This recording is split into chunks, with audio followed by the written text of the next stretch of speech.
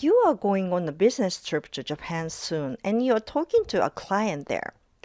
日本に何日間滞在される予定ですか? How many days are you planning to stay in Japan? You are going to be there only for 4 days this time and going alone.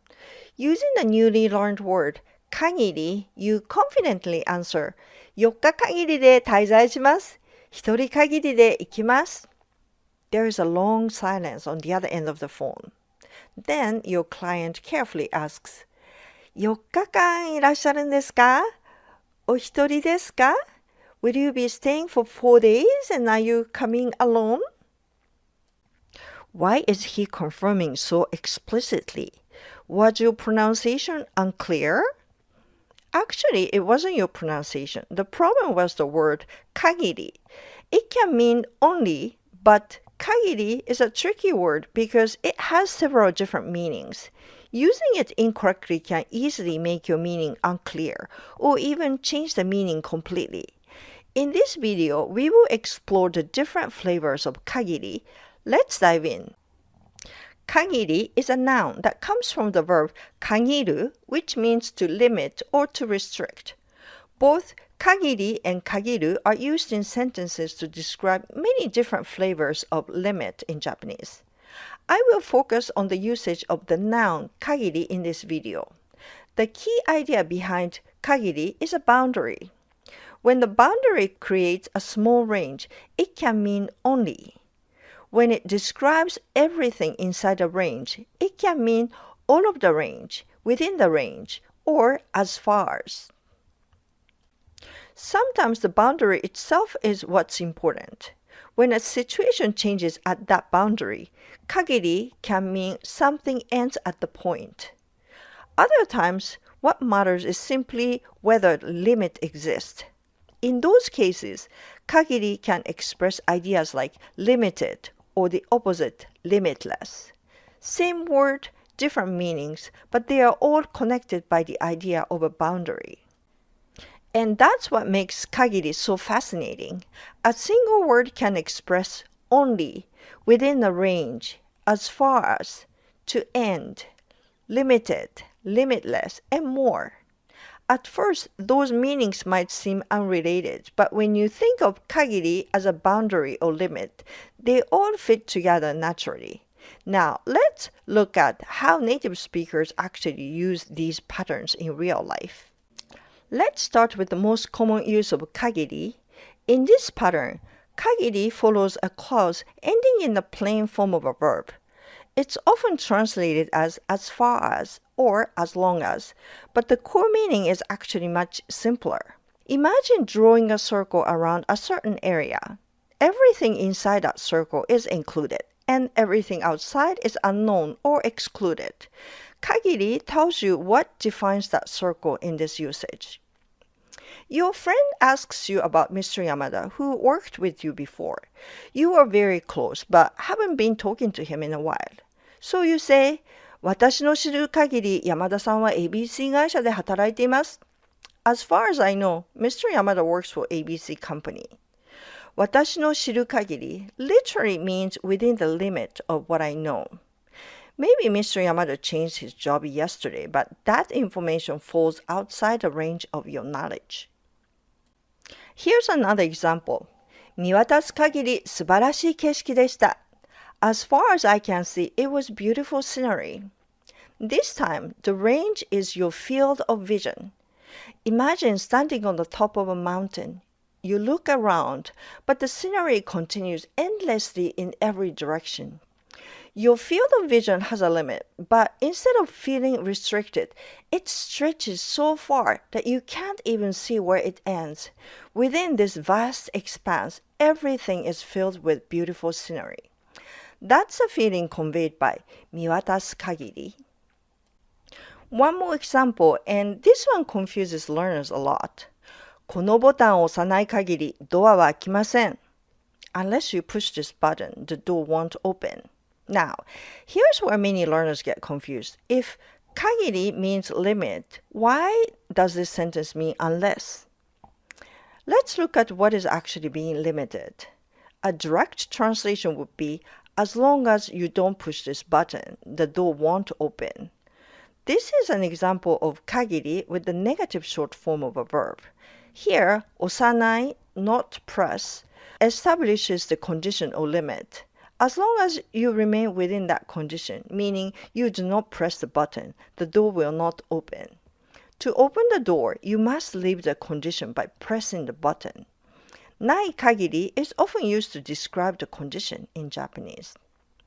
Now that you've seen most common usage, let's look at another very common pattern of kagiri. This one appears frequently in store signs, announcements, and news reports. To describe a restriction, meaning only, use kagiri in the following ways. A noun is followed by ni kagiri, or using a counter, something wa, a counter plus kagiri desu, or a counter kagiri no something. For example, セールは1日限りです。The sale lasts only one day. Here, 1日, meaning one day, is the limited period being described. The sale is restricted to a single day.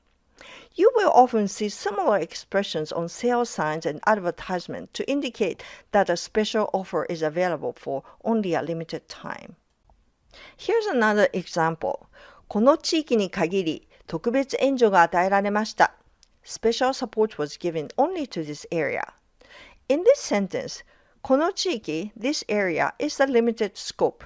When に限り is followed by a clause, the phrase ending in に限り functions adverbially and limits the action described in the rest of the sentence. Let's look at one more example.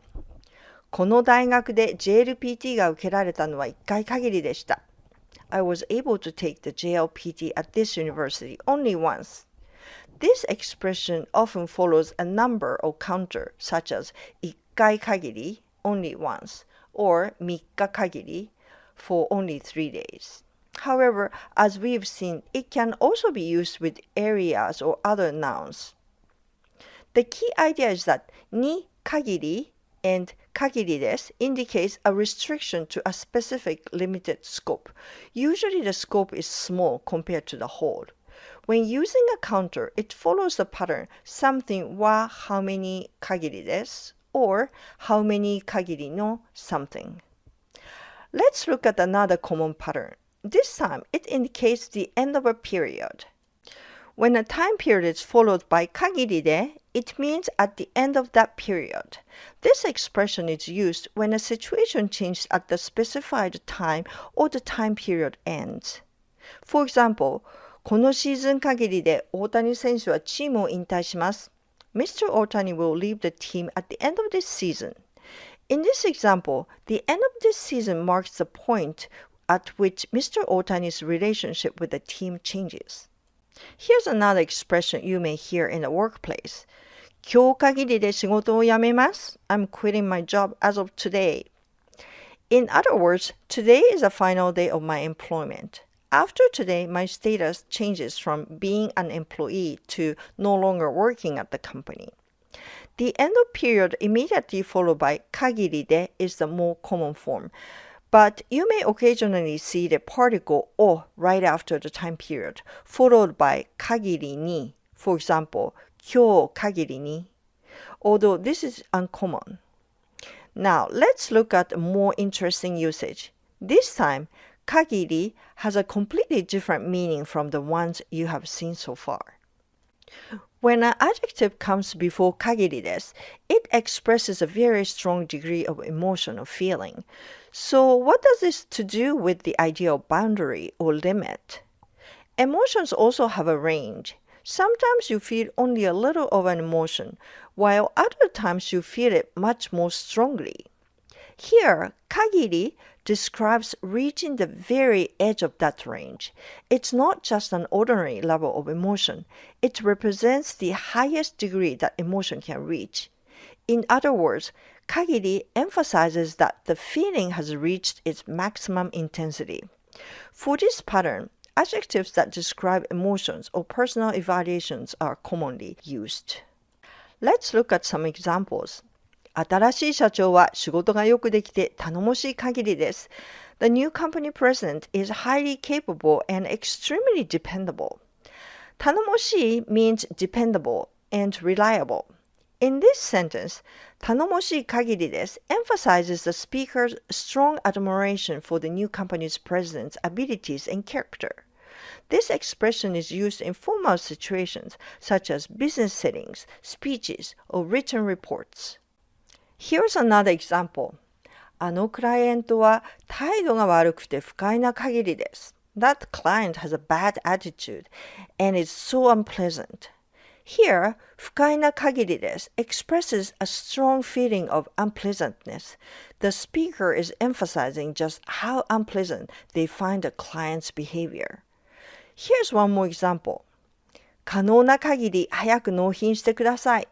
Please deliver the work as soon as possible. 可能な限り is a very common expression used in both formal and everyday situations. Literally, it means to the extent possible, and it's often translated as much as possible. So, 可能な限り早く means as early as possible or as soon as possible. We also use できる限り instead, and it's more colloquial. Now, let's look at the last variation of 限り. Remember the big idea we talked about at the beginning of this video. 限り is a noun, and its core image is a boundary or limit. So what happens when you use 限り as an actual noun? You can talk about whether something has a limit or whether there is no limit at all. Let's look at some examples. Imagine you are learning Japanese and you see thousands of kanji characters. You might think, do I really have to learn all of them? Fortunately, answer is no. 生活に必要な漢字の数には限りがあります。There's a limit to the number of kanji characters needed in daily life. Here, 限り means there is a boundary. The number of kanji you actually need for everyday life is not endless. It has an end point. Now, let's look at the opposite idea. カンニングを許していたら限りがありませんよ。If you keep allowing cheating, there will be no limit to it. Here, 限りがありません means there is no boundary. The situation can continue endlessly without a clear stopping point. Now that we've covered the different usages of the noun 限り, let's return to the scenario from the beginning of the video and see how he can fix his cryptic Japanese. He wanted to say, I'm going alone for only 4 days and said, 4日限りで滞在します。1人限りで行きます。Just because you've learned a new word doesn't mean you can use it everywhere, and 限り is one of the trickiest words. Many usages of 限り appear in laws, regulations, announcements, and other formal contexts, so each pattern has its own specific use. If you want to talk about a period of only 4 days, you should not start with 4日限りで. Remember, you had to say something wa first or connect to the modifying noun using no when talking about how many days. So since 4日 can either the 4th day of the month or period of 4 days, it's often clearer to just say 4日間. So you could say 今回の滞在は meaning my stay this time in the beginning rather than at the end, because you want to use 4日間限りです. And of course, the sentence should end properly with です. As for alone, you would not use 限り. Here, you are simply saying that you are going alone by yourself.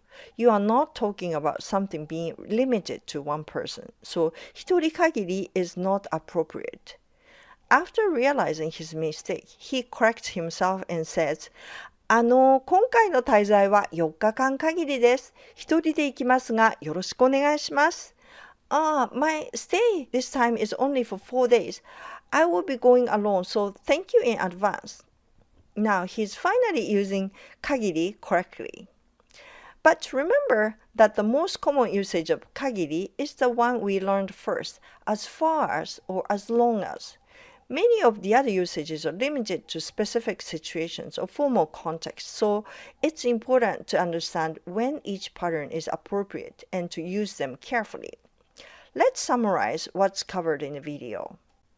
We covered the most common usage of kagiri, where it means something similar to as far as or as long as. We then learned about the restricted range usage, which is often seen in store signs and news reports. For example, セールは3日限りです。The sale lasts for only 3 days. We also look at how kagiri can describe a change in a situation. In this case, it's like by the end of this period or as of. For example, 今日限りで退職します。I'm retiring as of today. Next, we saw that using an adjective before 限りです can add emphasis to that adjective. This usage is generally limited to formal situations and it's used with relatively small set of adjectives, most of which describe emotions. We then looked at using ある and ない with 限り to express the existence or absence of limits. There are many more expressions that use the verb form 限る, and I hope to cover those in a future lesson as well. Don't forget to like this video and subscribe and turn on notifications so you never miss my new videos. You can also join my daily quizzes in the post section. Check out my Udemy courses for Japanese learning as well. Links are in the description below. Thank you for watching.